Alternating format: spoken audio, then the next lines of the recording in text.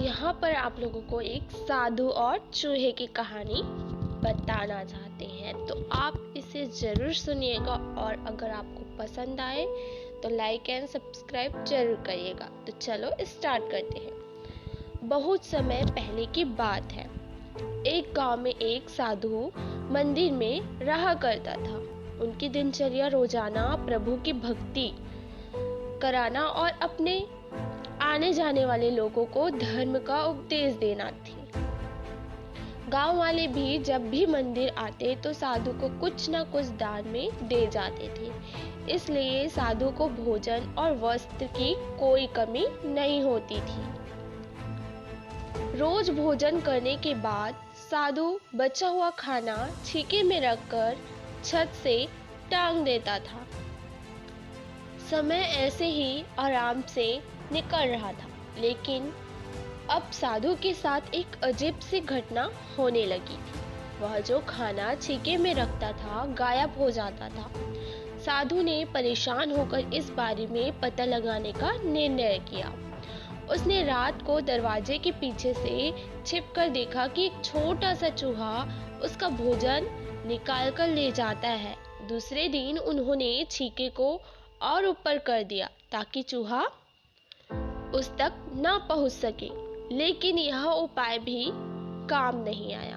उन्होंने देखा कि चूहा और ऊंची छलांग लगाकर छीके पर चढ़ जाता और भोजन निकाल लेता था। अब साधु चूहे से परेशान रहने लगा था।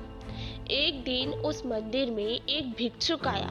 उसने साधु को परेशान देखा और उसकी परेशानी का कारण पूछा, तो साधु ने भिक्षुक को पूरा किस्सा सुना दिया। भिक्षुक ने साधु से कहा कि सबसे पहले यह पता लगाना चाहिए कि चूहे में इतना ऊंचा उछलने की शक्ति कहां से आई। उसी रात भिक्षुक और साधु दोनों ने मिलकर पता लगाना चाहा कि आखिर चूहा भोजन कहां ले जाता है। दोनों ने चुपके से चूहे का पीछा किया और देखा कि मंदिर के पीछे चूहे ने अपना बिल बनाया हुआ है। चूहे के जाने के बाद उन्होंने बिल को खोदा तो देखा कि चूहे के बिल में खाने पीने के सामान का बहुत बड़ा भंडार है। तब भिक्षुक ने कहा कि इसी वजह से ही चूहे में इतना ऊपर उछलने की शक्ति आती है। उन्होंने उस सामग्री को निकाल लिया और गरीबों में बांट दिया।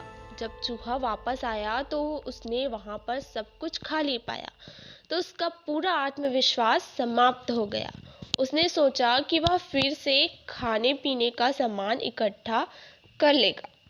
यह सोचकर उसने रात को छीके के पास जाकर छलांग लगाई, लेकिन आत्मविश्वास की कमी के कारण वह नहीं पहुंच पाया और साधु ने उसे वहां से भगा दिया।